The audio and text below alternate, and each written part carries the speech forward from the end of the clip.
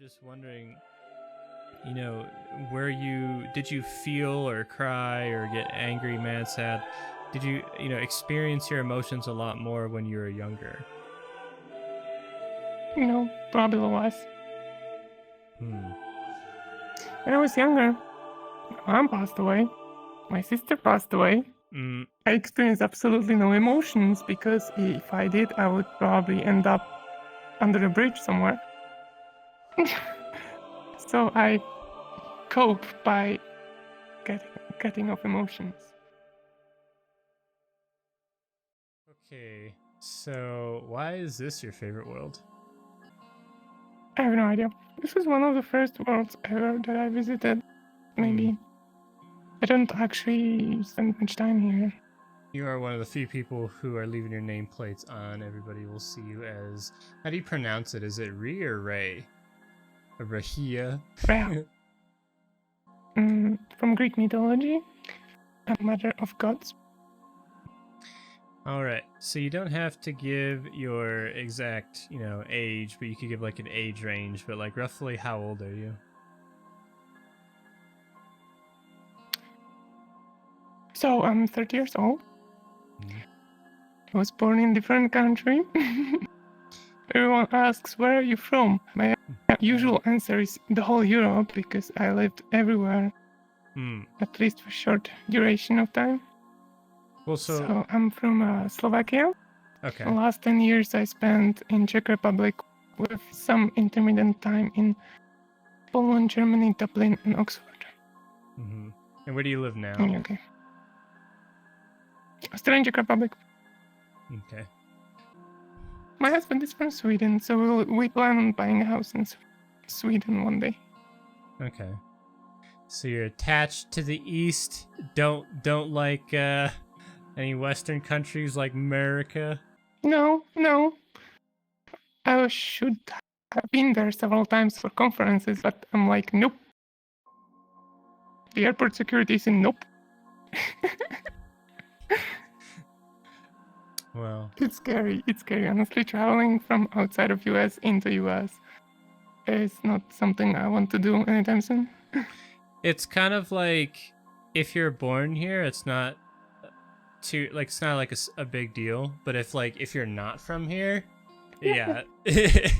So, obviously you know English, but what are all the languages you speak? Well, natively Slovak and Czech, because there are different languages and they do have many different words that mean same thing, different words, or same word that means different thing in each country. It can get confusing if you're not familiar, but all Slavic languages are kind of close enough, so I can understand all the Polish, Russian, some other stuff. But it's not like I can actually speak those. I can actually speak Slovak and Czech quite naturally. And English. But my brain functions in English because last 15 years I spent in English speaking. Yeah, meta language. But what language do you want to learn? Right now I'm learning sign language. American Sign Language to be specific. So ASL. I did know some French sign language, which has proven to be useless because Europe is so fractured in sign language. It's worse than real life languages, like real spoken word languages is what I mean. So, yeah, wasn't very useful. And so context, I have partial unilateral vocal cord paralysis. So one of the two vocal cord muscles doesn't work for me. I did have surgery, which brings the idle muscle closer and into better position to be able to better speak, but it wasn't always so good.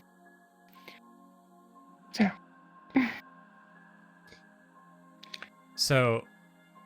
So I didn't hear you said you got surgery on what? A partial unilateral vocal cord paralysis is when one of the two vocal cord muscles doesn't work correctly. Okay. Or is paralyzed. So, Oh no, is it straining for you to speak? After a long time, yes. Oh jeez. Okay. We'll try and make this. Don't worry. Okay. If it's like an hour, it's still fine. Okay. All right. So I drink water. now to ask the most difficult and controversial question that I actually make you spit out that water right now. What is Well, ask so I can spit it out. what is your favorite color? Purple. In combination with black. Mm. Or red in combination with black, but purple more. And why Dark is purple. No and pink. why is oh my god, we're all over the place here. Okay, why is purple in combination of black? Why is that your favorite colors? Does it remind you of something? Cause no, I'm just I think I associated with my personality. I'm very dominant person. Mm. In Clearly. life, nothing naughty. That but yeah, I like yeah, Okay. slightly like evil, but at the same time very playful. Mm-hmm. Like a So it's a little bit trickster. of the evil black and playful purple, maybe. Mm-hmm. Okay. What brings you to be your best self? Don't get scared. Many people get scared by it, but it's technology. Really? So technology brings you to be your best? I think so. That's definitely a 'Cause, first. like in general, I like logical things. When that's like I'm very socially disabled. Okay. But like you can say that logical things are my sandbox that I play in. Mm. Okay. So, which the closest to it is any kind of technology or science, STEM in general. Mm-hmm. All right. So like working on something, putting Yes. my mind to use. Yeah. So stimulating the mind and working on projects that require logic and analysis and processes and systems. Pretty much. Like, did you make that avatar, by the way, or did you contract This it? model is from a game called Vindictus. Mm. It was put together by a friend of mine. I have my own avatars that aren't finished. That's why you can see them now. Mm-hmm. It's work in progress. Maybe a week or two more. I guess. I mean, I already mentioned one of my problems is my voice. Mm-hmm. It wasn't always easy. And while nowadays I can speak, but it's uncomfortable in noisy environments or large groups of people, or so yeah. In VR chat, that's partially why I'm learning ASL, because it's the sign language for VR chat, and many people understand it, unlike the other versions. It's also a bit different from real life in VR because we are unable to do all the things that human hands can. Yeah, even with the I can Valve supplement it Index. with animations. Yeah, Valve Index it just bends a finger in one way. You can't make specific something like this. Or when you put thumb here, you can't put it all the way there, under all the fingers, like, which would be letter E. Yeah. Oh, I was just gonna ask, like, what? So it's straining to use your voice because you know you have vocal cord paralysis, and it's really uncomfortable to speak in loud environments because, not only are you already straining just to be heard, but it's kind of demoralizing or just it makes you feel sad to kind of be overpowered, and there's not much you can do about it. So it's upsetting when people ignore you. Or right, so like you're in louder environment and you're trying to talk to someone and they keep speaking over you or something. It can get a little frustrating when you're unable to be heard, I suppose. I'm not very patient kind of person, so yeah. Has that been a problem outside of VR chat? Is that, where it mostly comes from, like in person? Yep. What problems has that caused in your life with not being able to? Nowadays, in the last 5 years, it's been mostly fine. But there are still reminders sometimes. But yeah, nowadays it's fine. In the past, even things like going to a grocery store and asking for something. I want, 200 grams of ham. Cut it for me. And they're like, what? What? Chop it. What? That, chop it. 200. That, chop it. Well, so. Okay, so like day-to-day life, I imagine probably at work, and then also definitely in VR chat, because people tend to be very ADD, spam their shit, talk over everybody. So. Yeah. Oh.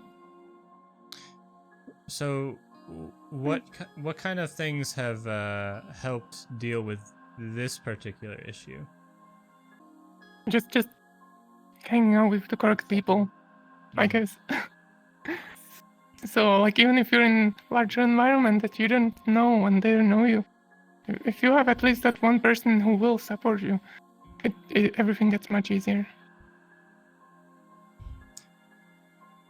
In case of VR chat, it may be someone who speaks sign, or just someone who pays attention to you when you're trying to speak up. They can be like, "Hey, yo, shut up," or silence others. So what about in person? Yeah, because that makes sense, is that you surround yourself with good people, you could do private lobbies, and that solves the VR chat problem. It's the same thing, just it's the same thing in real life situations. Very much the same thing. It happens often where, like, I'm trying to say something in a group of 5 people. 3 people won't notice and they talk between each other, and what one person does notice and like, hey, she's trying to say something. Yeah, it helps having the right people around you. What about like a megaphone? You talk through that. Oh, there was time when I was at very loud places like parties and stuff.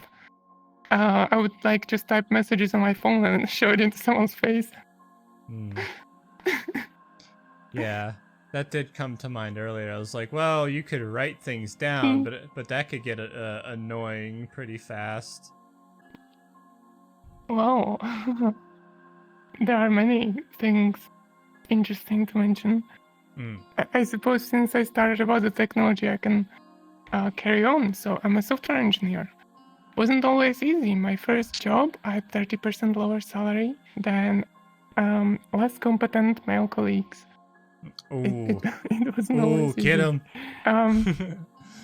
To give you an idea, from my first job so far, since I started working, since I left university and started working, it was just about exactly 8 years, actually, give or take maybe a couple of weeks. And basically, sorry, I'm distracted. What was I saying? So you said software engineer. Is this also, you had Right. mentioned before, like in the gaming field, like a game developer? Yes, that was my first job, was game development. Mm-hmm. And it was also very hostile, by the way. Yeah, so tell us about like that. a little bit more unfriendly than my current job. Yeah. So the difference between my salary when I started 8 years ago and now is more than double, probably close to 3 times the like actually 3 times multiplied.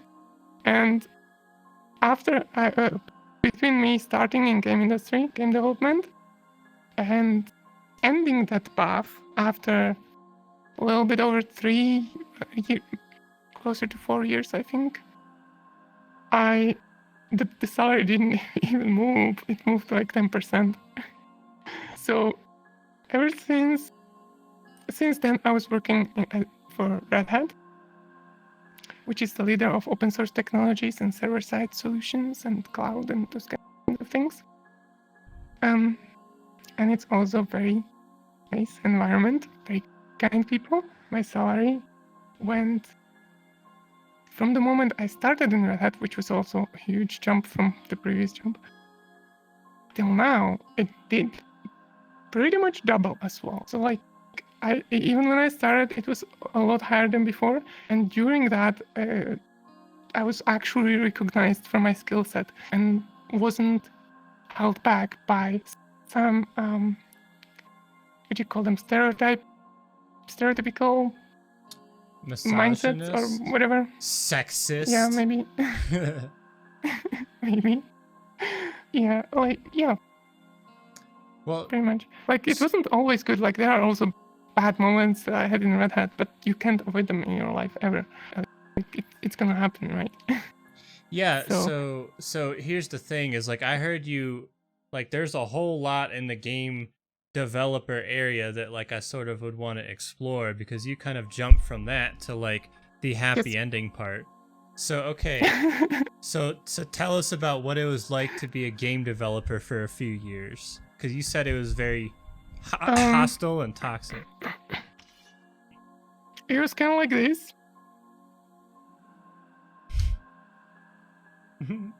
You know, a lot of fighting, sword fighting. There is kind of a joke within game development community that when you quit your game developer position and go into corporate environment as a software engineer, you are retiring from the front line. And it's not really a joke, it's actually true. So yeah, it's kind of a front line of software engineering because you explore new latest technologies, hardware. And like for instance, I was working with PlayStation 4 for a year before it was released. We had it, funny story. It had to be locked in a safe and only one person, like the owner of the company, had access to it. Wait, to the code They had or really what strict do you security. mean? Yeah, like it had to be like locked away in the safe and very carefully taken care of. They really didn't want it leaking by any chance. Yeah, makes sense. Nowadays, the whole game development is a little bit more relaxed, to be honest. Like Sony and other companies, they don't put that much of a technical requirement on game developers anymore. Like there were like strict guidelines, like you had to have all user interface this far from the edges of the screen, and like everything had its rules. Nowadays, it's very relaxed compared to that. So it is getting a little bit easier. And maybe it is decreasing a little bit the stress. I don't know. I wasn't around for a long time in game development, so I can't tell. I can't compare how it evolved. That's my impression, at least. What were the toxic parts about being a game developer? Because you had mentioned sword fighting, but I didn't hear too much details about what that looked like. Or just people. myself and the cleaning lady were the only 2 female employees. Hmm. So, it wasn't like like you felt definitely like a stranger the whole time, and even when it was like nicer or something, it was still, you still had in the back of your mind that you paid only really small portion of what others are, and you can't do anything about it. Mm-hmm. I wasn't quiet. Like I was asking for a raise. And just I was always met with excuses, and I was naive enough to believe them. Like, oh, we have new investor, or we can't change salaries right now. Oh, like, you know. Is that the roots of, what was toxic in the game development world for you? Mm-hmm. Okay. I mean, it So- was generally like not necessarily toxic as such, but it was very stressful job in general. Yeah, Even if your team was like a whole bunch of nice, cuddly people, Mhm. it would still be very stressful because all of a sudden you finish the project and you don't have another publisher for your next game. You don't have an investor. You're without salary for half a year. There is no money to pay you with. Meanwhile, during that half a year, you still have to work because you need to prepare demos and prototypes to attract investors, to get the money. So, then like release is coming, the investor really wants to meet the deadline, so you have to work on the weekend and at night, and yeah, it's a bit of a front line from every perspective, I suppose. Yeah. It is fun, it is rewarding, but it's very costly. Yeah, that I definitely recommend to sounds people stressful. when they get out of university, they should go into game development, enjoy it for 3, 4, maybe 5 years or something, and then chill out. Then settle down, chill out, get family. Like, don't do it when you have family. Do it before you do. Before you have financial responsibilities of any kind, basically. So that almost kind of sounds like, yeah, so you're 18 to 24, just fresh out of college, and then probably about till you're like 28, 29, and you got the experience. Then you have a family, because everything will be wrapped up at that point. So after that unpleasant first employer, which by the way, it was fun. The work was fun. I got to work on some of my, to this day, I still I like remembering just working on those games because those things Tell that us were about either them. funny, like What'd you work on? Angry Birds. Oh, you worked on Angry Birds? That's the PlayStation 4, like I mentioned. We were porting the old classics and Star Wars to PlayStation 4, PlayStation 3, Xbox 360, Xbox One, Wii, Wii U, Nintendo, all the weird platforms.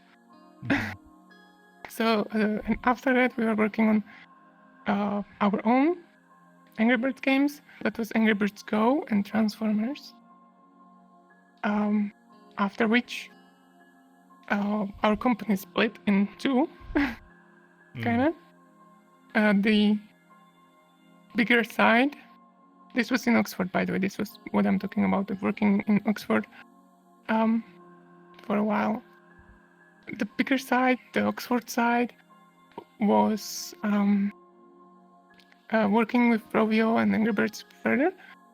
And we really started working on things like, for some reason, I don't remember how did we get in touch with wargaming, but we were working on World of Tanks. We were making all kinds of different prototypes for new game modes, how the game could evolve further and stuff like that. And that was fun as well. Like, I got to shoot my boss in a tank. In a Who can tank. say that?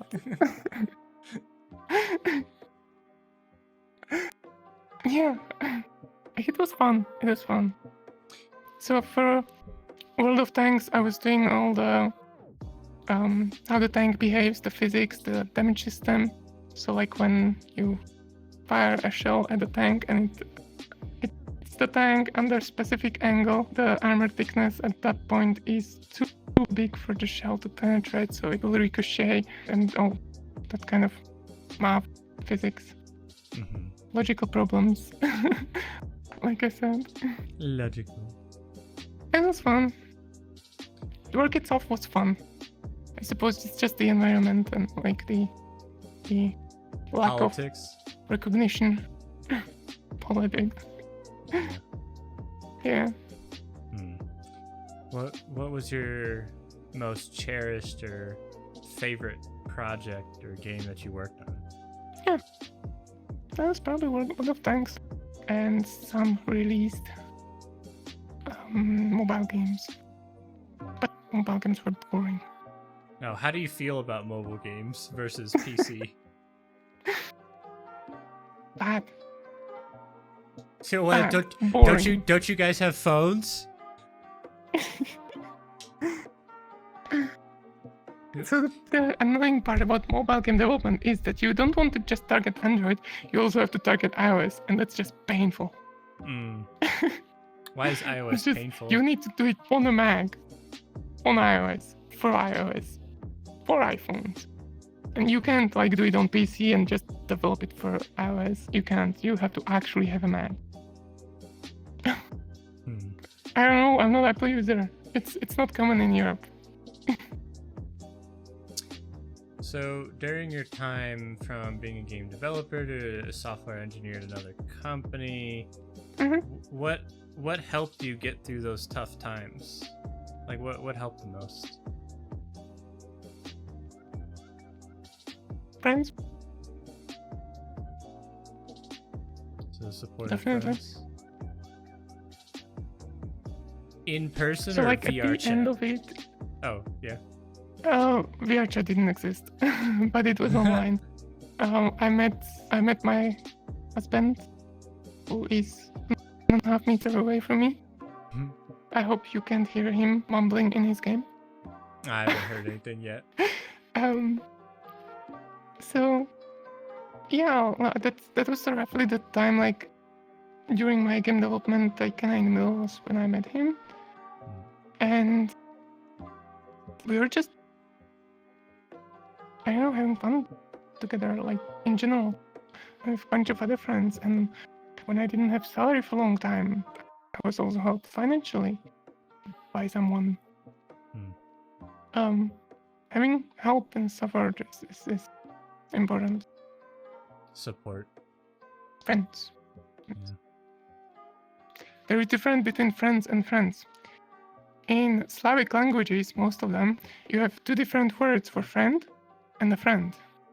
One is like a friend, like your classmate or a person you've known maybe 30 years, but it's still like just a friend. The other one is more like a BFF, or like the same word is used for a partner as in boyfriend or girlfriend.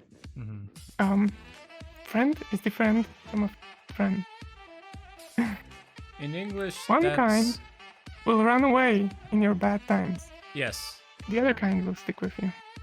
In English, that's acquaintance and close friend. Yeah, but everybody just says friend for acquaintance as well. Yeah. It doesn't really work. Gotta stop doing that. And also, you know, being that we have a tree here, some people are like leaves. They come and go. They blow away. Other people are like branches. They'll maybe reach out for you, but if you put too much pressure on them, they'll snap. And then you have the roots, the people who stick with you in hard times until the end, like your husband. Yeah, we met online. We spent about almost a year before we met for the first time, and then we met every like maybe half a year, like sometime in summer, then for Christmas, then in summer, then for Christmas, and then we moved in together. It's like kind of like 1.5 years further. Yeah. And during these I think that times, also. what made things worse Oh, I don't remember. Friends maybe. No. No. You mean the other friends? The bad friends? Yes, the other friends. The friends that, for instance, my husband, he is the top moderator on subreddit for the game, thanks to which we met, which is Elite Dangerous, and I run the Discord server. So these are two very harassment targeted positions, let's say. And there are people who you would consider friends, but it turned out that the whole time you were considering them a friend, they were collecting screenshots of the chat just to post them out of context to ruin your reputation or whatever, to hurt you. So yeah, friends and friends. Right. Yeah, those are not friends. Those are fuckers. Those are backstabbers. Those are haters, hate watchers, cunts, all of the above. Yeah. So it sounds like surrounding yourself with the wrong people really made things more difficult during this time. Yep. This was just that turned out to be fake friends. And even those that aren't necessarily bad people and don't hurt you, they may just be, I don't know, people who run away when you're feeling down instead of helping you. I call these fake friends because they're still friends and they're fun to hang out with, but they're not there when you need it. Yeah, They're there only when you provide them with fun. Yeah, so acquaintance or just friend, and then close friend is someone who's there for you when you need them. So if you aren't close enough with these people, then they're gonna be like, oh, that's too much, you're too emotional right now, leave me alone. Hey, this is the thing, I don't understand that. Despite having absolutely no understanding of the impact of my words on emotions of others, because I don't. Every time I open up my mouth or type a message somewhere, someone gets hurt. I don't mean it. I'm logically describing a problem at hand. I have no feelings in it. Oh my and that's god. the problem. I have no feelings in it. Oh my god. Should we move on? Should this be our next topic? Okay. So, problem. I'm so logical sometimes that I hurt the feelings of other people unintentionally. Okay. It's not sometimes, it's every day. Oh shit. Alright, big problem. Okay, so, here we go. Walk us through the last time this happened, and we'll see what we can do. Essentially, I may not understand these these things about emotions, but when someone is down, they may be a complete stranger. I'm gonna be there for them. By default, I treat everyone as a friend, and they have to do something bad to lose me. That's kind of my default state. When they do something bad, then that will rain. I shall see them to the afterlife. So it sounds like you're supportive and attach yourself to maybe not the best people all the time. I understand if a stranger is going through a tough time. That has been a pattern, yes. It doesn't mean you have to be their best friend though, because as you mentioned before, what made things worse was surrounding yourself with the wrong people. So there's two different paths we could go down for things to talk about, and maybe we'll start with what a good close friend looks like. The good friend. What qualities does a good friend have? I don't know. Loyalty. Okay, loyalty. Not between you, basically. That's probably the only quality. So they're reliable.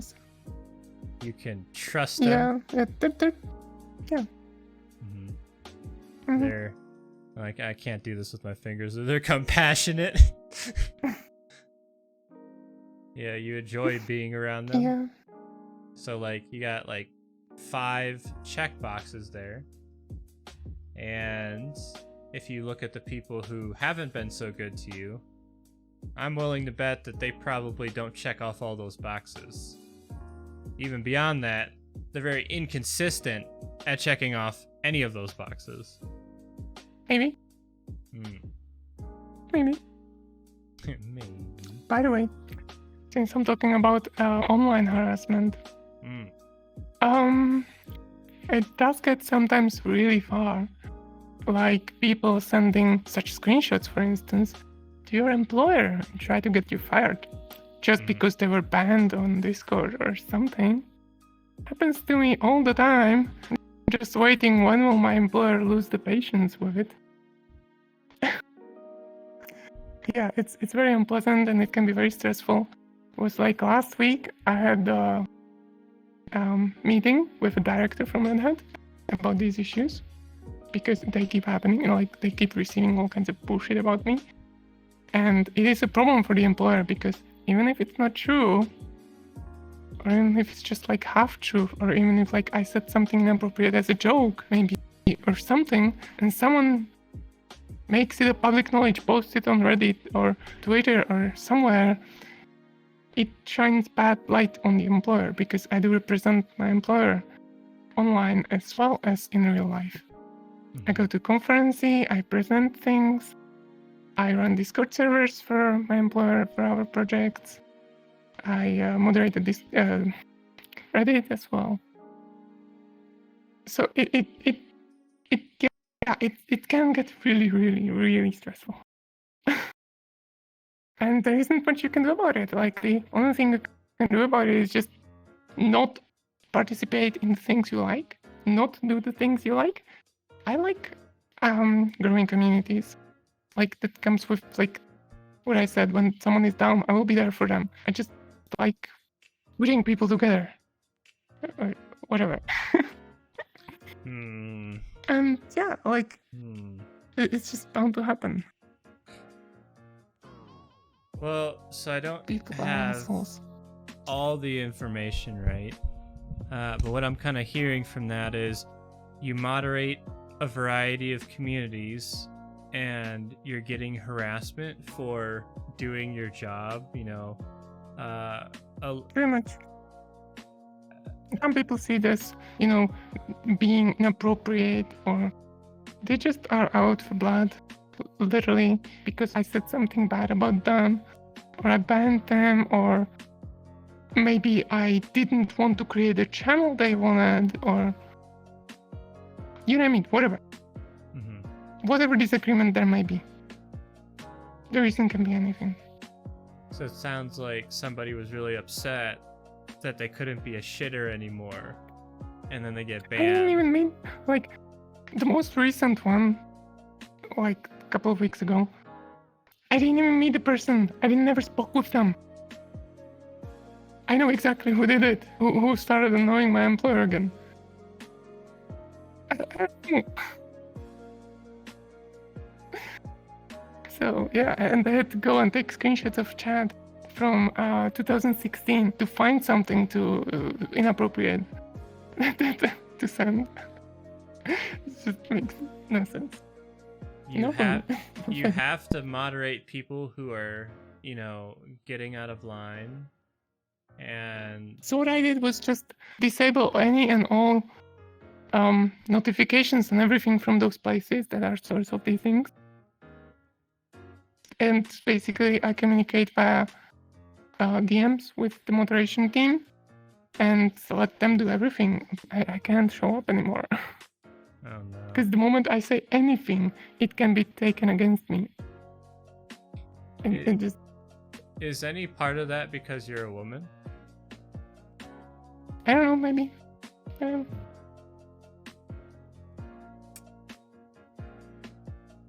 I mean, do you want to go and ask them? Well, I mean, like, some people get butthurt about that. Be like, oh, what? Has she banned me? Oh, fuck her. But going back to the subject that you're trying to sneak away from, being The friends. no, the things that you say, so being super logical and Mhm. and how that doesn't always mesh well with talking to people, like relationships and whatnot. People and seem to like reading between the lines when there isn't anything. Mhm. Assuming emotions when there aren't any. Like, I literally am unable to feel things very often. Mm. There aren't any. People still want to, like, why are you mean? Why are you upset? Why are you angry? Like, dude, I'm not angry. I'm just sitting here and grinning at my screen. Hmm. Well, Yeah, people like assuming emotions so over okay, text. so question: scale of 0 to 10. Mhm. How much do you feel? So 0 is like I feel numb. 10 is like I feel too much. Where would you put yourself on It that? was kind of like, it goes so. I would say that it goes somewhere between. Depends on the situation. When I'm talking about technical problems, it's like 0, Mm. just 0, or -1 maybe. And Oh, then like when we're talking about like with friends and having fun or whatever, it's more like 7 to maybe 9. And when I get upset, then it goes like to 11, and then it goes -20. Mm. Dang, sounds like a roller That's when coaster it just going on shuts there. off.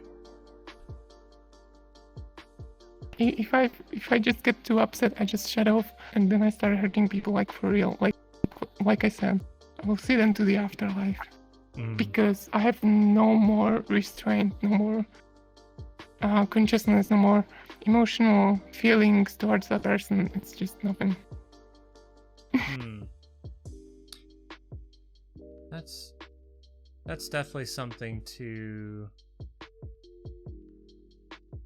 look at. I'm trying to figure out what to ask specifically. Have you been hurt in the past that has led you to be up and hot and cold like you're describing?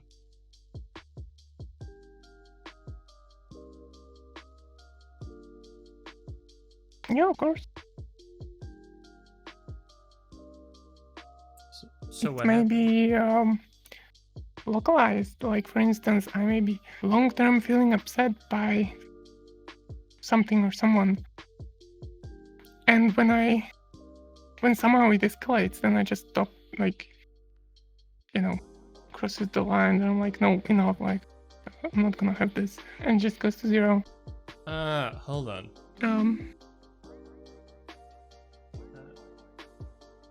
Okay, so you had mentioned that you support people no matter who they are and strangers, and then you kind of feel upset when you supported them and then they go off and do some bad things. So the people that you surround yourself with definitely sounds as though these that there's a lot of people that don't deserve to be in your company, and then they kind of, wrong you or stab you in the back and upset you, and then you cut them off. But not early enough. Well, For instance, last big one was, without naming anything that we're not would giving say any too names. The last big one was someone with whom I was. So, by the way, this is also very important information. I am mostly asexual. I don't feel any physical attraction, usually. And when I get like my friendships are very platonic, and it can get very intense, and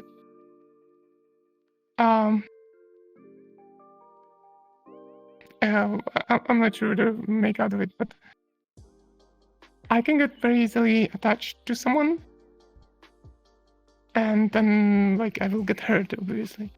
So the last such event wasn't that long ago, and basically we were spending a lot of time together. We were having a lot of fun. Yes, it was in VR chat. Wait, now I said too much shit.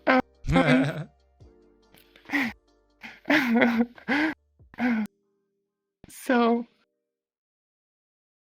and then all of so like we had like a lot of fun together.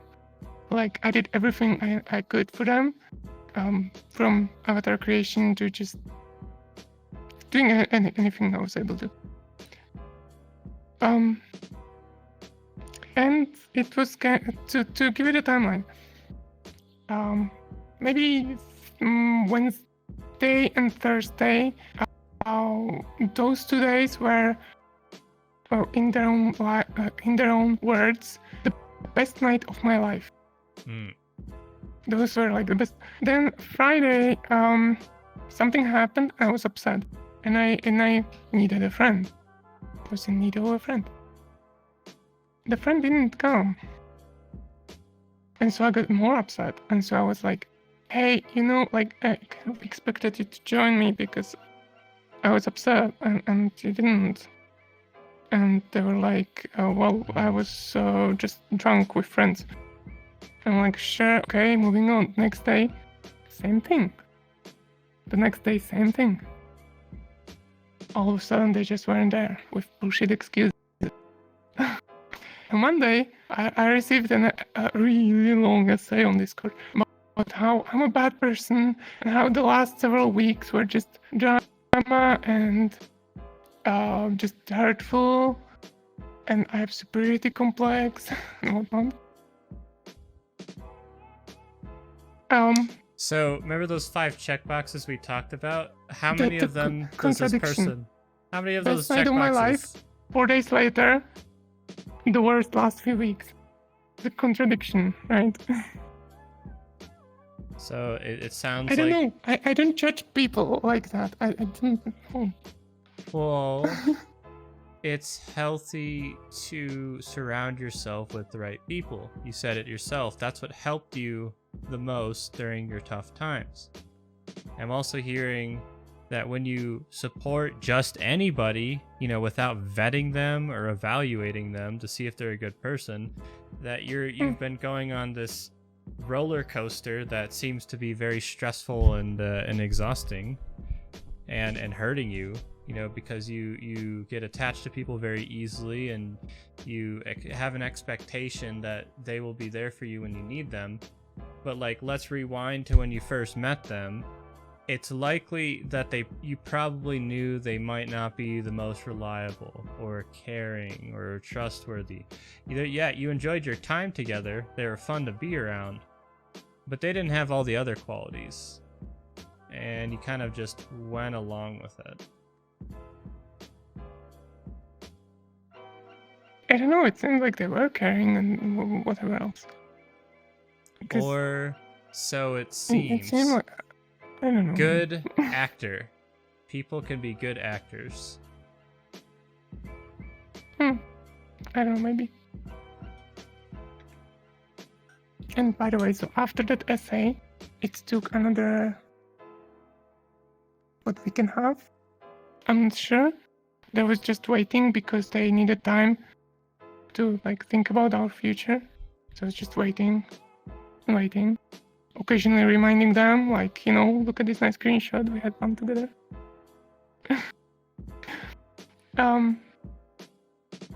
And at the end of it, it is like, yeah, sure, we can still be friends, but you're still drama on every step. I'm like, what? Nope. So, what do you into the afterlife? What do you think about somebody who you have fun with, but then they suddenly, when you point out their inadequacies and their unwillingness to support you, they start gaslighting you, saying that you're a bad person? Like, what do you think about that? A friend of mine said that it was projection. Mm-hmm. I don't know. You pointed out things that they need to work on, and that made them really upset. because they're unwilling to work on it or they're not ready. So instead, they lash out at you in an attempt for people to not look at them and the things they need to improve. Maybe. I don't know. Something to think about. I don't know, it's very frustrating because every time I think I'm at a really good friend, it just eventually I feel very betrayed eventually. And I don't know why. People will always find a flaw in me and just start hurting. It seems to be difficult for people to accept you for whoever you are. For me, that's I can't even understand it because the way I am, I don't care about your gender, I don't care what you look like, I just care about you and what you do with me. And that's it, that's all there is. Meanwhile, if you have some hobbies or something else and I don't like it, doesn't mean I'm gonna not accept it for whatever reason. For instance, since I mentioned I'm kind of asexual in VR chat.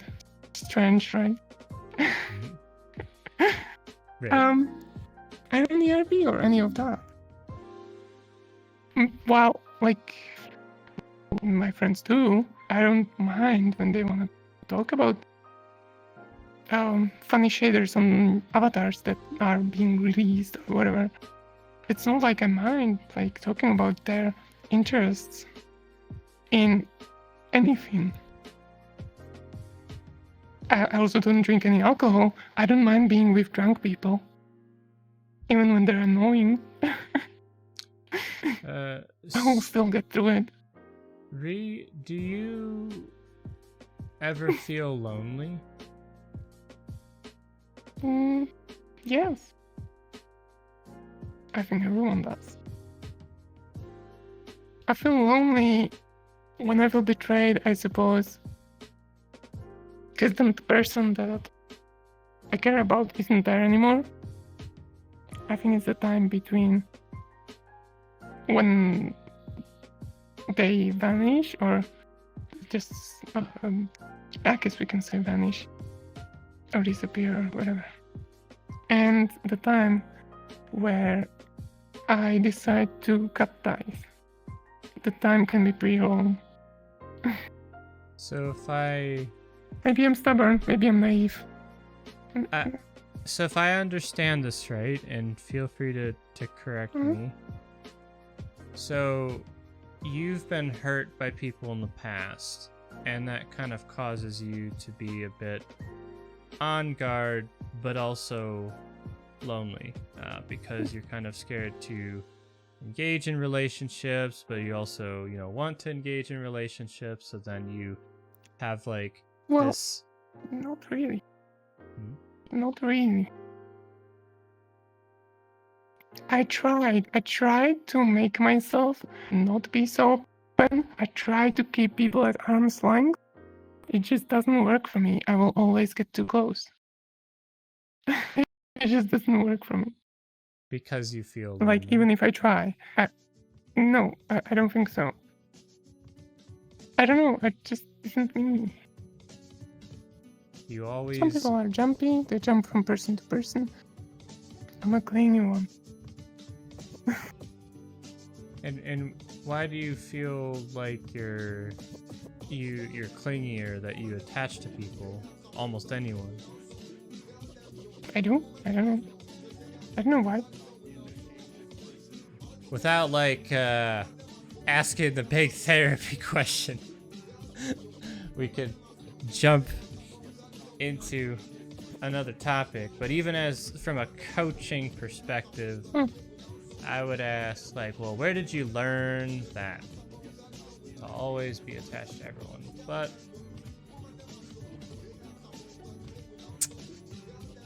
have you ever... What I'm talking about is just from experience. I observe what I behave like, and that's what I'm telling you about. It's not like these are just my impressions. These are all things that have happened countless of times. I don't know why they keep happening. Like I said, I don't understand people. That includes myself.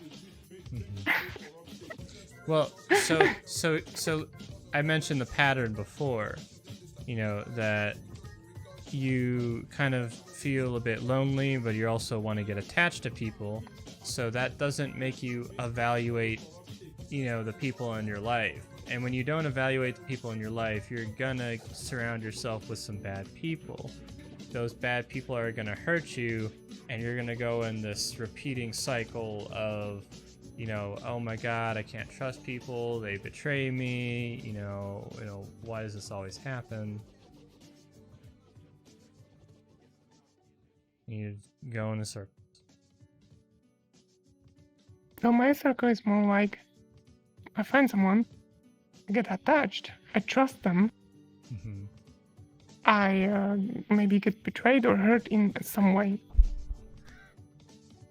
And then there is someone else I'm already attached to and I trust them. And then I get hurt and there is already someone else, and it's not a circle. It's like if it was a circle, then it would be kind of like this. But it's kind of like still moving. It's a metaphorical. It's a line. It's not exactly a circle. Yes, okay. But no. Yes, but no. Yes, but no. It's I don't. Like I think what I'm trying to say that I'm always attached to someone. Like it's not like I have one friend. It's like like I said, my relationships are very platonic and intense. Like I get attached. But it's to any friend. It's not just like that one specific person. Well, yeah, I mean, like, I don't see anything wrong with being, having close friends. Like, that's perfectly healthy. But what's not healthy is neglecting to evaluate the people you surround yourself with. That's the one piece that I keep seeing you overlook. So then I'd ask... I do evaluate people. I mean, somehow. How do you evaluate people? Like, what qualities do you look for? I have no idea. I don't measure people. So that would... It's just like, I feel like this person is nice. Yeah. It's... And remember... I'm just bad at it. I mentioned people can be good actors, and you've had it happen to you maybe many times. Probably, yeah. So here's the hard question: is like, do you think you could commit to looking at people in your life and seeing if they check off those 5 boxes? Are they reliable? Are they trustworthy? Are they compassionate? Do you enjoy being around them? No. Because that would mean putting requirements on people. I don't think I put any requirements on anyone. Ever. Maybe over time there is an expectation that develops that after we become close friends, then I kind of expect the close friends to also be there if I need them. But I don't put requirements on people before I get close to them. I think that is probably the root of this then.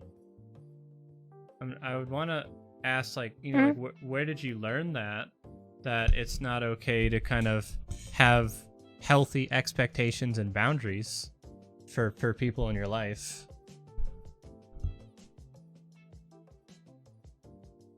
Because, like, so here's a basic expectation. I don't want one of my friends to yell at me or treat me like shit.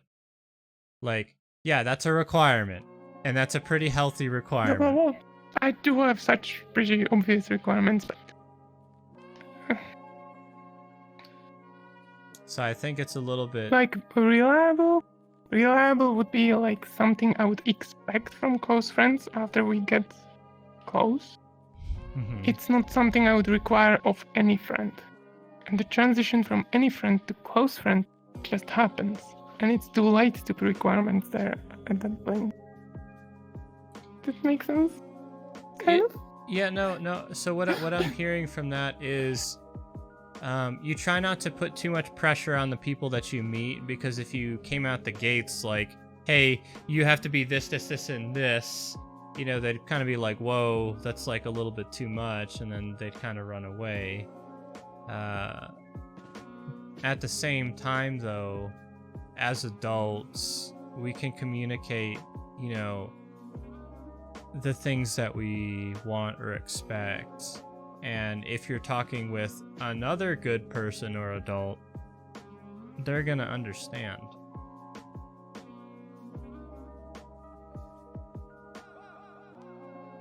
Mhm. Maybe.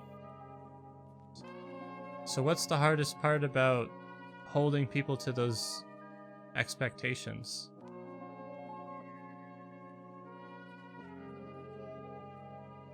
I don't know. I just don't like putting requirements on people. Because it feels like... I think you could say that it would feel like I was taking. I don't like taking, I like giving. Well, you don't like taking people's shit and being betrayed. So...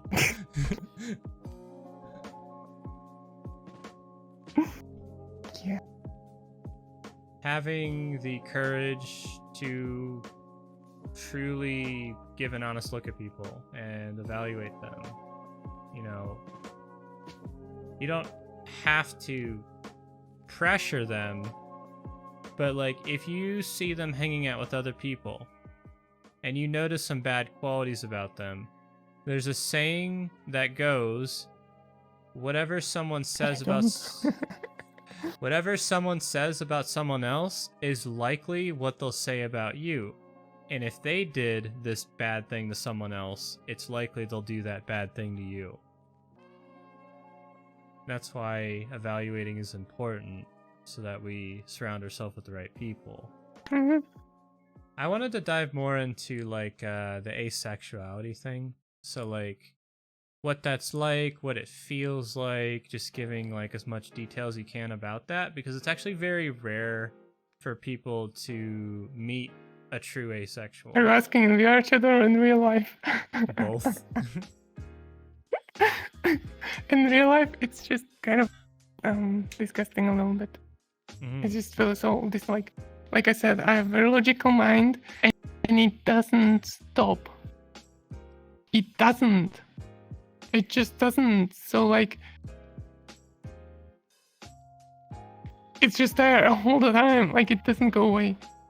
And no matter what you're doing, you're still thinking logically. And it's like, okay, now we're doing something together. Then I will have to like, I don't know, go shower. It's gonna be exhausting. Ooh. Has it I always feel been lazy. this way? I don't want to anymore. When It just becomes... when did this logical thinking first I start? think so. I don't know. I don't know. I don't think I was ever...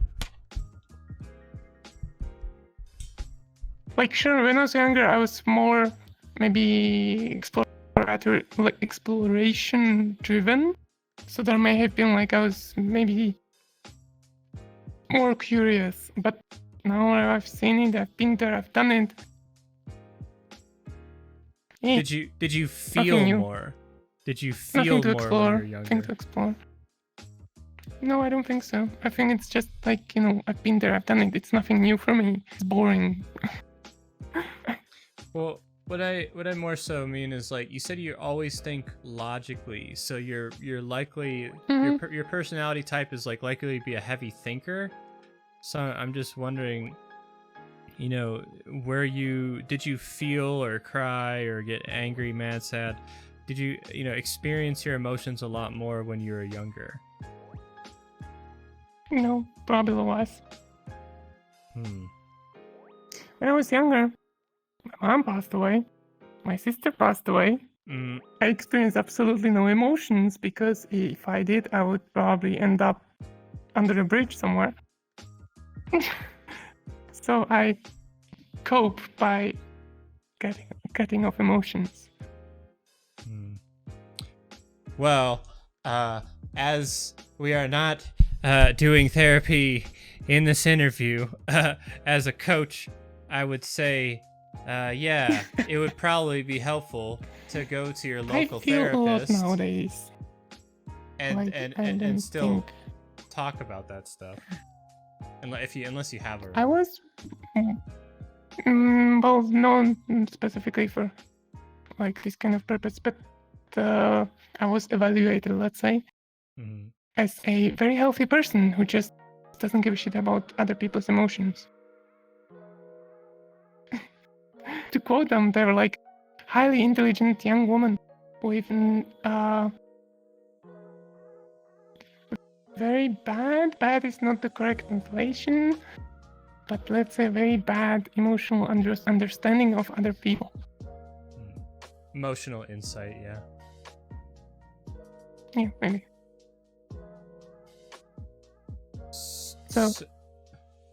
So in other people that I've talked to, work with, such and such, whenever we have difficult events that happen, like the passings of many people or extreme stress, we tend to suppress and really bottle up our emotions, and if we do that for long enough, we Oh no, I become- was feeling alright. It's just, you know, I don't let myself get knocked down far enough to not be able to get up. Mhm. Again, very logically thinking, there is nothing good gonna come out of that. I need to just get up and be productive and do something. Solution focused. It's like bad. Maybe I can always focus on the future. I see, need like, to do something. I'm not gonna to let achieve you something more. get away Like. from that too far.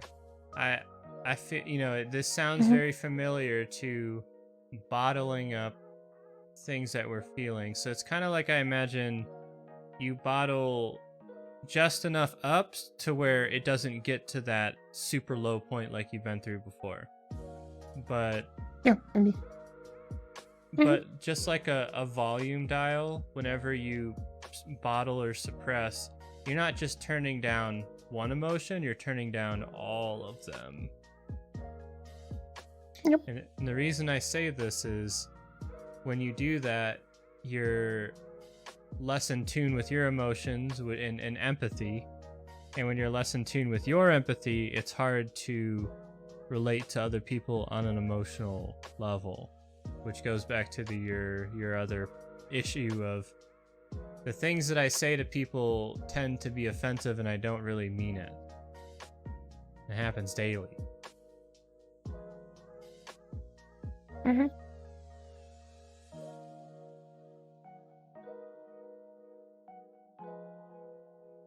I don't think so. I mean, like I said, I used to be maybe, like you're saying, bottling up or something. I don't do it nowadays. Mhm. Like I said, I feel a lot more in the more recent days than in the past, like longer past. Mhm. It's like I'm definitely much more healthy as a result of my past than I would have been otherwise. Like I have like pretty much no real issues. Like sure, sometimes like I do get like down, like really down. But it's not like I can't still do whatever I need to do. I'm not gonna. If I need to, I will cry for a little bit. But I'm still gonna stand up and keep going. Crying It is just healthy. depends. Yeah, like, and I do that often. Like, it's not like I don't feel. Basically, I do. Like, yeah, just I will always come back. Okay. You might just be a very nuanced case of, as you mentioned, having difficulty understanding the emotions of other people. And that could be for a variety of reasons, you know, not... You say you're... This isn't new either. It was with me my whole life. It's just, introvert, or are you more introverted or extroverted? I don't think me neither. I think you would normally say extrovert, but even with that, like, I get bored easily, like I said. I've been there, done that, not interested anymore. Give me something else. Hmm. For instance, I used to go to like clubs in real life and like have fun or whatever. I've been there, done that. 3 months later, I don't want it anymore. Give me something new. Like real people are boring now. Like I don't seek human company, social contact, but I don't have a problem with it either. It's just, I don't know. So it sounds as though It's yet another logical project of mine. It's just for a while I will be working with it, then I will move on. well, that's the essence of hedonic adaptation, where we enjoy something for a period of time and then it loses its juice, and then once the juice is gone, you want to move on to something else. Maybe.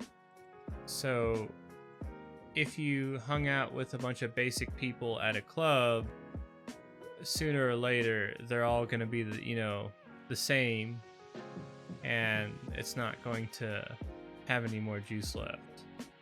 Whereas people you meet online and VR chat are very different from one person to the next, and that can last a bit longer for keeping your interest. You also mentioned you have no desire for human company, but you will accept it. Mm-hmm.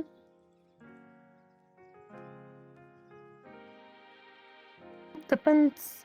Like, some people during COVID are like, sure, I'm online in VR chat, but I really want to go out to a party. I don't feel that way. I've done it before. But you get attached to feel that people. way. So I get attached to people.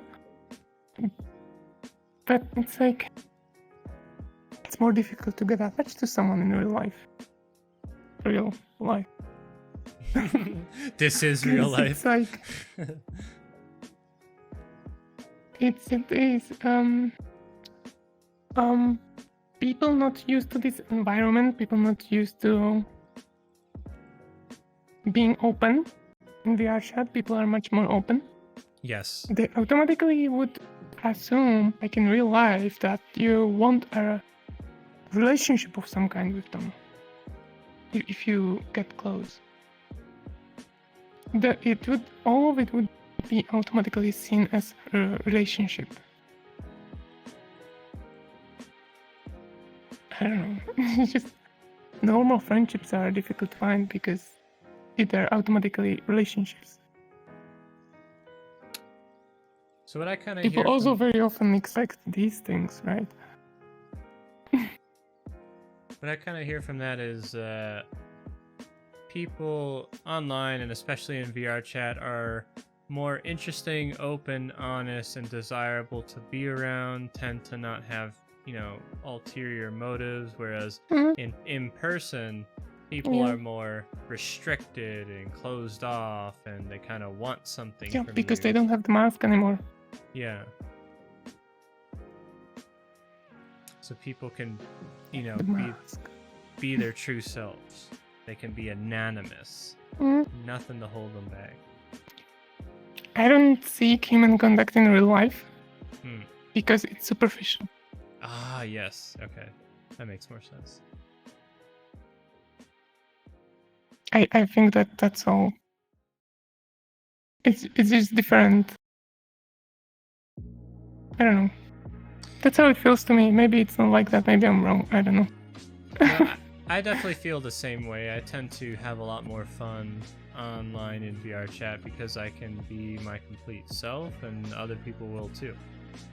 And the best people I've met in my life have kind of been online. It's just kind of what happens sometimes. Going back for like the 5th time of how to maybe, I guess, help emotional insight for what people are feeling. Has there been anything that you've done that's been successful for understanding how other people are feeling?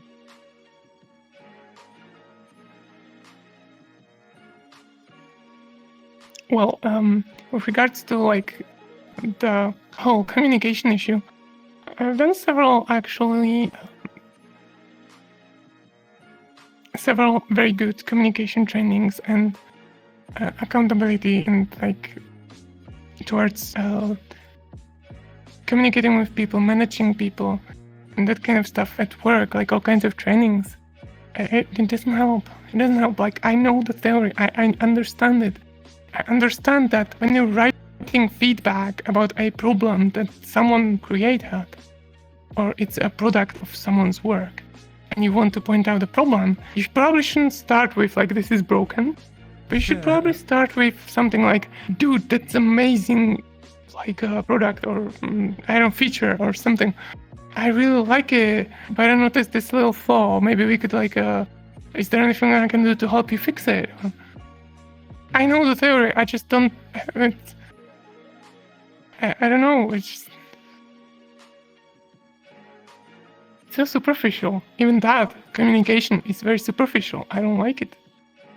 And it's difficult for me to exercise because of it at the end of the day. So, like, inadvertently, like, while if I do stop and think about it, then yes, I can maybe word it better. But very often, even when I do, people still find something to get butthurt about. On the other hand, sometimes I'm just completely blunt. I just don't care. I just don't feel like it. And people are like, oh my god, thanks for helping. It just depends on who you meet. Yeah, it depends and on it's the very person. often culturally based. Like how did you in what were the people surrounded with? For instance, Slavic nations generally communicate much more bluntly like that. Like, you don't need to preface every letter with, oh my god, I love you. You can just go straight to the, like, we probably need to fix straight this. to the point. Yeah. Yeah. And then you have, like, general people, like, around Tackle that I communicate with, and from US. There is always the, oh my god, I love you, but we need to fix this. Pretty much. And there is also then that expectation from others. You want to receive that form of communication as well as give. So, and when they don't, they get upset. Without even knowing why they're upset. They're not even upset with me or with what I'm saying. It's just that they didn't receive the positive, few positive sentences to begin with. I don't know. It's kind of like that.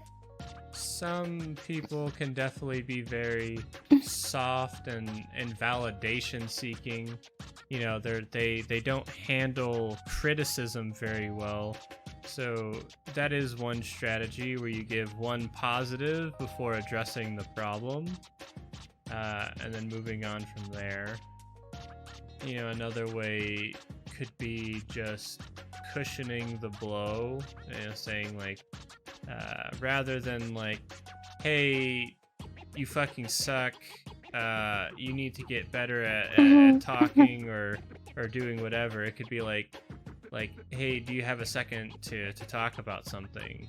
And then, you mention it, and you could give a positive first or afterwards, but as long as you kind of give, like, you give room for them to kind of get ready, then it won't, like, they'll know that you're making an effort to preserve their feelings. Whereas if you jump straight into this is wrong, they're gonna be like, what the fuck? See? Like, I can't do things I cannot understand. Because from my point of view, prolonging the suffering, telling someone, yo, I need to talk to you. Like, we need to have really serious talk about something bad. And then I'll be like 5 hours later, you know what? I'm too busy. Let's do it tomorrow. Mm-hmm. Or they're busy. They're like, I don't know, at work or something. And they can't. And then they will have the rest of their day will be ruined by being stressed out and thinking, oh my God, what bad thing have I done? Exactly. I don't like that myself when people do it to me, so I will not do it to others. I don't like it, and I can't understand how that would. As an example, it could be something else. I don't understand how something like that might be a good thing. Like, from my point of view, it's a bad thing, and I don't want to do it to others either. Just like I want to treat others the way I want them to treat me, kind of deal. Yeah.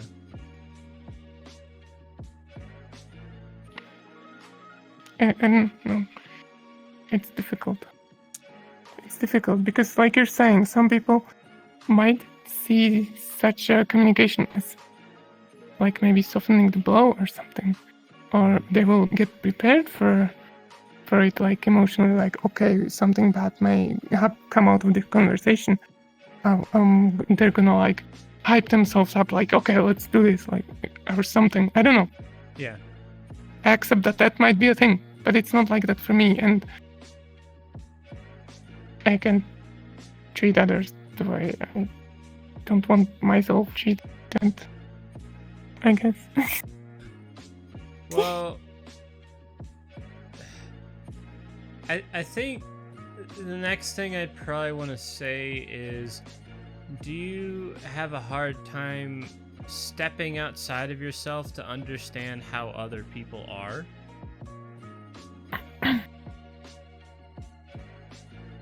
I think no, I do think I'm actually very empathic. I just don't understand. Like, I understand how people feel. I just don't understand what makes them feel like it. I think that's the more detailed description. Like, I can very easily detect when someone is feeling upset, and I can be there for them. So you're trying to... Sometimes it's so like... it's like, you know they feel sad, but you don't know why they feel sad? Like, what caused that? Mm-hmm. Maybe.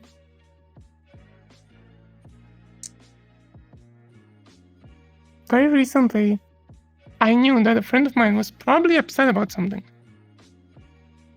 But given that previously I was told that some people need some space, so I just was like, giving them space. I didn't annoy them about it. I just asked, you okay? They said yes. So I left it at that. It turned out that wasn't okay. They were actually upset about something. And I had absolutely no idea why. I just knew something was wrong. Mm-hmm. While the why thing would have been perhaps obvious to some other people, just not to me.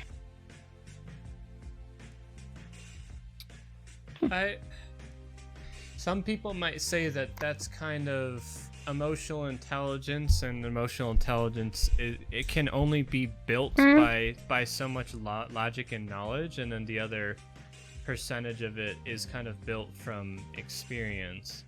As you mentioned, like, you wouldn't want people to do that to you.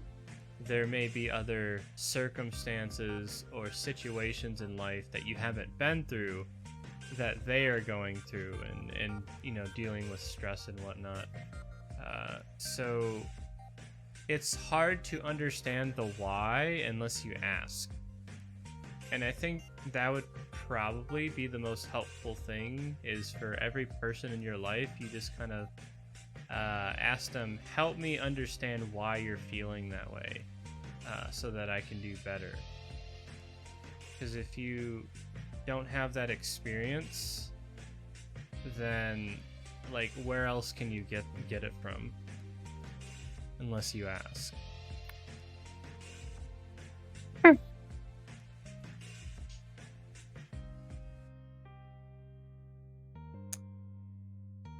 Even if I do receive like a reason why someone could be upset, I will usually not understand it. Do you have an example? No, like I don't know, you say something while you're talking about a technological problem, and someone will take it as like personally, like they've done something wrong. Somewhat related, but maybe not really. I will still not understand how purely logically talking about a problem or discussing some problem or common occurrence is gonna hurt someone. Just will not understand. I can't understand what I don't feel. So you're saying they took it more personal than you feel like they should have? Maybe, yeah. So in cognitive behavioral therapy, though we're not doing therapy here, it's something, it's a practice, it's a study. There is a cognitive distortion called personalization, where people will take things more personal than they actually are. There's also something called catastrophizing, where people will take one small thing and make it into this huge fucking thing. You know, that, and I'd say, you know, it is fair for you to say that you don't understand why people feel a certain way when it's kind of like irrational, like it's bigger than it should be.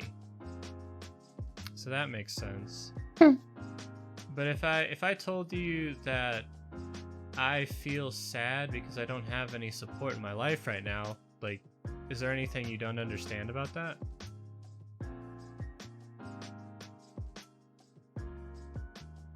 No. So it's only when people are being extra difficult with what they're feeling that you don't understand.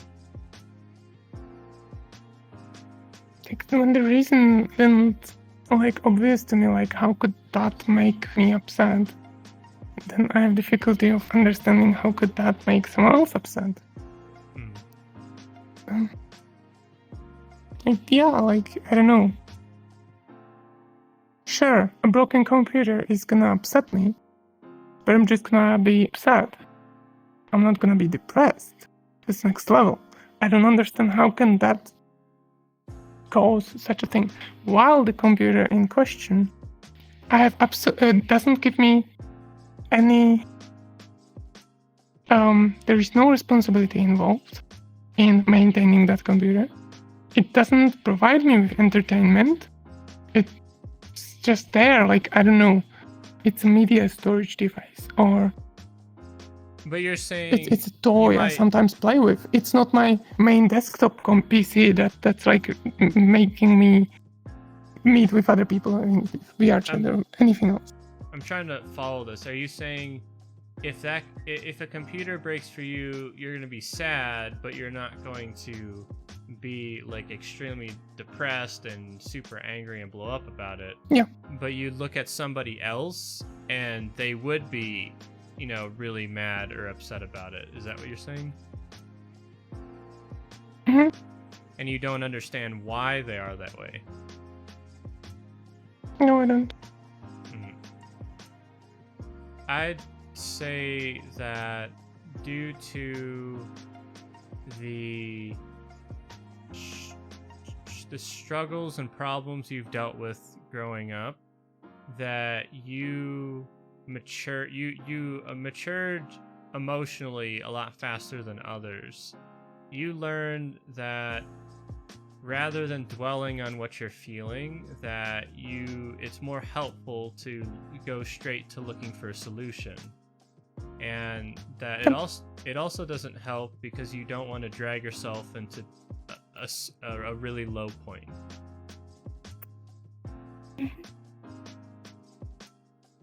But other people haven't learned that yet. They're still personalizing, they're still catastrophizing. They haven't learned to challenge why they're doing that. Like, have they asked themselves, is this helpful? Because you would clearly say it's not helpful.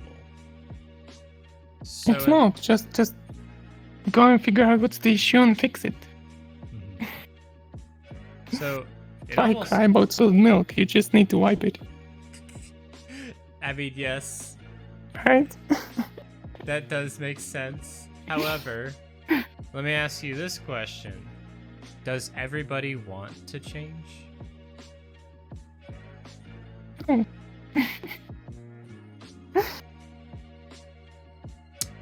No. Some people aren't ready to change. And you might have a better understanding of why they're feeling that way after this conversation. But you don't have to understand it every single time. And if you know what a mature conversation looks like, where you can be yourself and be open, honest, and blunt, and the other person doesn't flip out on you and throw an emotional tantrum, the goal would be to look for more of those people.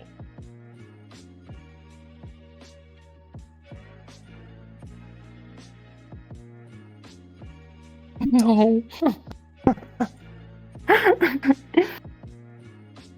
No. Few and far between, I know. It's a struggle. Definitely a struggle. Because VR chat is a paradise for people who are stressed in many different ways. Okay. I mean, it's okay to have issues, to be stressed out, to seek help, like in the form of a friend. And I'm very happy to be that friend. Mhm. But when I am that friend, don't get pissed off at me.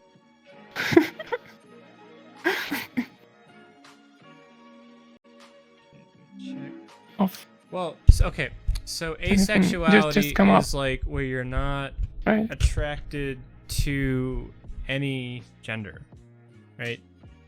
I like So- saying that I'm 70% asexual, 20% maybe lesbian, maybe 10% straight. Mm. Mm. So is that truly asexual then? I don't know. I have no idea. I don't know. But I don't. So for instance, I can appreciate beauty. I can feel attraction to beauty. But at some point, if we are talking like actually like, I don't feel like there's difference between appreciation and actual attraction. I suppose maybe I don't know. Arousal?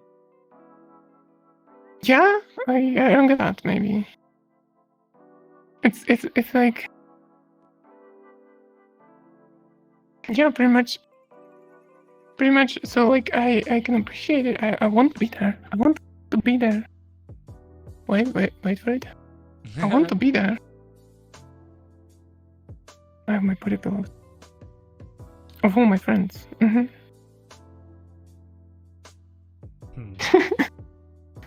I want to be there. I just don't. I just don't want to go that far. Mm. Friends, Right. It's but not not just like, partners. I don't know. It's difficult to describe. Well, yeah, it makes sense to me. Like you draw that line, like not romantic, not sexual partner. You draw the line at friends. And you could think somebody's pretty, but you're not like aroused by them or attracted to them. Mm. Like I like cuddles. I like hugs. I like many things. Many physical things. Many physical IRL things. Many VR chat things. I just don't feel the need to do something. Yeah, so it just sounds as though you don't have a drive, a sex drive for these Yeah. things. Yeah. So what was that like growing up? Like, did you were you fully asexual in like your childhood and early adulthood? I would say it was always the same, but the difference is that there was something mysterious and something to explore, something interesting. Maybe. I mean, it does remain to some degree like, okay, VR chat, new thing. I've never ERP'd in VR. It's something new, interesting, wanna explore.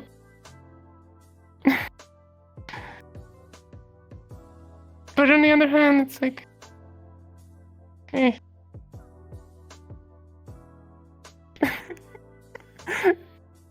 I don't know.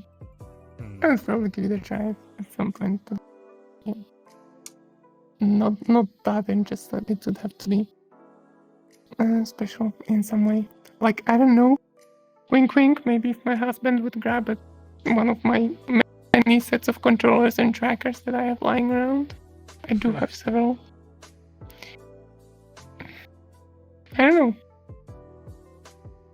Depends on the other person. Heavily depends on the other person. Because, yeah, like, I will never initiate anything. I don't feel the need to. But if someone else does, and maybe they're good at it, maybe they will get some. And that will be interesting. You know? And they're good at it. Then maybe they'll get some. Yeah. Uh-huh.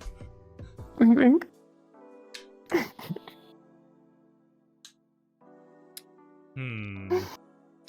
Have you ever felt like left out or ostracized, like among like kids, students, classmates, peers, No. colleagues, workers?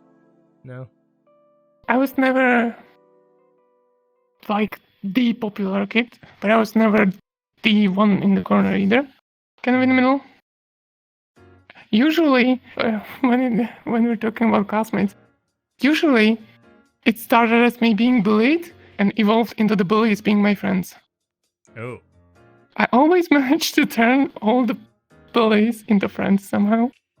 And I've experienced that in VR chat as well. They were like assholes, like really just the kind of group of people, maybe 3, maybe more, in a public world, and they're just going around and like saying really mean things. And they weren't just kids saying random nonsense. They were saying really mean, targeted harassment type of really bad things that were like borderline. That if you wanted to, I as a moderator, if I wanted to ban them, I probably maybe would consider it, maybe not. It was like that kind of borderline, but that's the worst because it gets under your skin and whatnot. So like one of them was like, I blocked one of them because he was like a real asshole, and the other one wanted to friend me. His friend wanted to friend me because how I treated his friend. Like I again turned a bully into a friend. I never accepted like a friend request, and he does create a new account every other week, and we do meet in public lobbies very often, just randomly. And they did tell me a couple of times already that when they go to a public lobby, they scroll through people, they block the ones they like, and then they proceed to be either assholes or crash the lobby or some of the other bad VR chat things. That's interesting. They block the people they like? Yeah, to not like crash them, to not cause them like stress or whatever. Oh, okay, I get, yeah, okay, that makes sense. Yeah, it's really strange. So like, yeah, I was never like on the outside. I definitely don't have a problem making friends. Well, that was more so asking in terms of being asexual. Like, you go to prom, and like you see a bunch of heterosexual couples, dating, you know, the clubs. You never really felt like an outsider? No. So like, yeah, I went to a technical high school and technical university. 5 girls in 100 students, maybe. was never an like sexual issue to like I suppose the equivalent is prom. Like I would take a friend that wasn't in my class as a partner, but again, there wasn't really anything between us either. So like yeah, I don't know. I didn't feel on the outside either. It was just like I don't think I ever gave anyone a chance. Well, yeah, because you don't have a desire for it. But if they Yeah. come on to you and they're good at it, then maybe. Wink, wink. Okay. I like in VR chat. I like two things. One is just role playing. Generally, being in character. You can see I have. I'm after perfect tracking. Like I said, I have many base stations, many trackers. And I like people seeing that, and I like the reactions. And it's the same thing with that. With like that. So like I take. I would generally position my play space in a way to take advantage of the distance I can walk. You just walk up to someone slowly, and they can see the body language and everything, and it incites some emotions, and it's interesting to see. So you like turning people like on? most people, some people get turned on. I don't know. Some people will get very intimidated and scared and just literally run away screaming. And some people are like just I suppose more like me, and they're just like seeing the like just accuracy of like the tracking or body language or whatever we're talking about. Yeah, it's just interesting because even though VR chat is big and many people do have like good tracking and stuff, not many people actually take advantage of it. Yeah. I'll get it eventually. Most people just you know sit in front of a mirror or something. If I wouldn't freeze because my trackers just died, so never mind. Yeah. Oh my god. But perhaps worth noting is that I take care about nowadays, after being harassed many times and having real life stalkers and other kinds of issues. I take care to not give people bullets for no reason. For instance, I'm not gonna hang out and like do anything that could anyhow endanger me with people or near people even, like because you can take any screenshot out of context. For instance, someone is using a child avatar. They're not part of my group, or they maybe are, but they're like outside. I don't care. That's still not appropriate. Like I will leave because I can't I can't dance next to them. That would be inappropriate. Right? So not giving people bullets for no reason is important, I think. Well, that goes into what we sort of do towards the end of the video, which is kind of what we're at, is if you had advice or guidance or wanted to give a statement to everybody, what would you tell them? So don't give ammunition. And is there anything else? Don't give people ammunition to hurt you. Which I still keep doing by getting attached. Right? That's my bullet. That I give out freely. Is there anything else you'd like to say to everyone? Don't be afraid to get attached. It's good.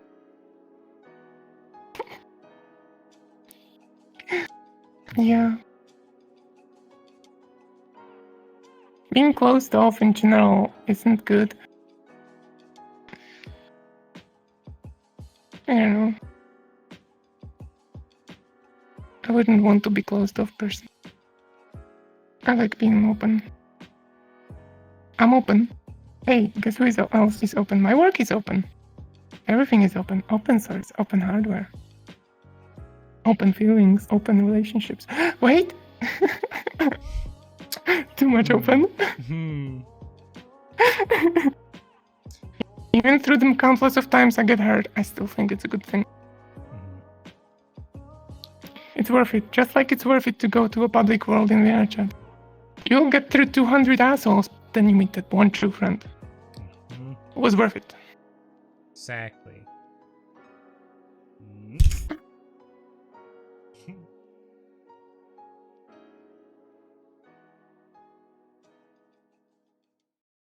Ooh. Oh, yeah. I like it. Applause to my husband holding me. Yeah, that's really... I don't think I've seen that before in VR chat. That was really neat. Technology. I don't have any balls or anything Yeah. strong enough. That could be.